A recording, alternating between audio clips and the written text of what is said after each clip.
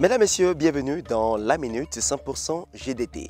Sous l'effet des pratiques agricoles inadaptées, la surexploitation de nos terres et la déforestation, les sols se dégradent de plus en plus. Le changement climatique vient accentuer cette situation et les sols s'acidifient et se lessivent. Il est donc urgent d'agir pour préserver nos terres. C'est dans ce sens que des mesures de gestion durable des terres et d'adaptation au changement climatique sont mises en pratique, parfois même combinées sur certaines parcelles en fonction des particularités de terre. Eh bien, dans ce numéro de la Minute 100% GDT, nous irons sur une parcelle où trois mesures GDT, trois techniques sont combinées. Il s'agit de la gestion des résidus de récolte, du poids d'Angole et du labour perpendiculaire. L'agriculteur a bien voulu partager son expérience avec nous.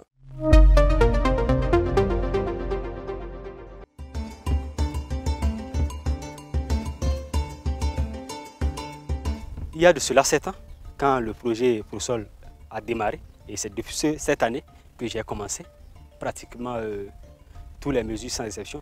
Grâce aux combinaisons, grâce à l'association des mesures, on a plus de chances de fertiliser de façon croissante nos sols. Parce que tout contribue à apporter du nécessaire pour la bonne suivi du sol. Donc, toutes ces mesures-là apportent quelque chose. Donc voilà pourquoi il faut une bonne combinaison. La gestion des résidus fertilise constamment le sol. Au lieu qu'en temps de les constituer en taille et de les brûler, avec la GDT, on les éparpille.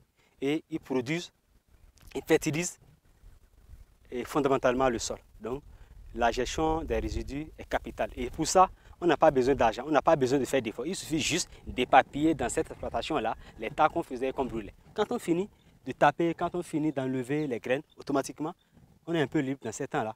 On fait cette gestion-là automatiquement. Les avantages du poids d'Angole sont énormes. Même s'il y a le soleil, le sol n'est plus affecté par les effets du rayon pendant toute une année où c'est bien fait. Et ce poids d'Angole qui est mis en association aussi avec du maïs ou du soja capte de l'azote qui est une forme d'engrais qui est dans l'air et permet à nos produits, que ce soit le maïs et le soja, de bien donner. En plus, c'est une plante qui nous sert de nourriture et de vente à la fois. Quand on veut commencer par semer le soja, le même jour-là, on peut commencer par mettre le poids d'Angole sur le sol.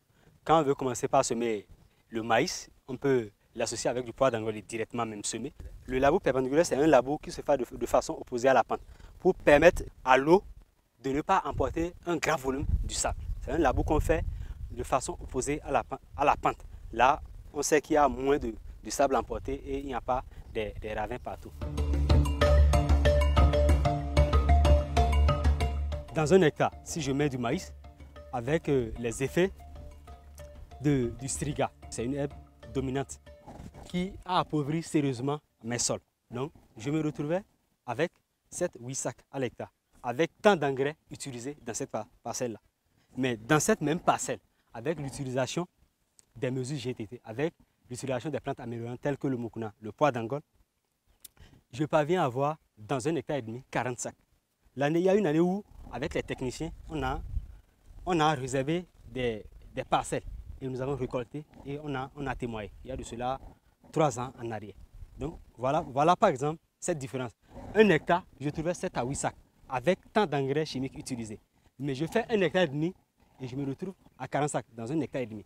Si le sol est dégradé, il ne produit rien. Si le sol est pauvre, il ne donne rien. Comment nous allons suivre? Je crois que c'est une obligation pour nous d'appliquer ces mesures GDT. Il va de l'intérêt de nous tous.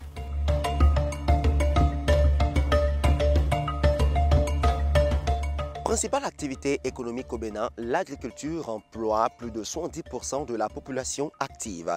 Les terres non fertiles ou non productives sont donc un danger pour la sécurité alimentaire. Avec des preuves concrètes, nous venons de comprendre que la combinaison des techniques de gestion des résidus de récolte, de poids d'Angole et de labour perpendiculaire ont fait leurs preuves sur le terrain. Les résultats et les succès sont là. C'est donc une pratique à encourager, à perpétuer pour davantage une meilleure gestion de nos terres. Vous êtes agriculteur, vous n'avez pas encore testé cette combinaison, n'hésitez pas, faites-le.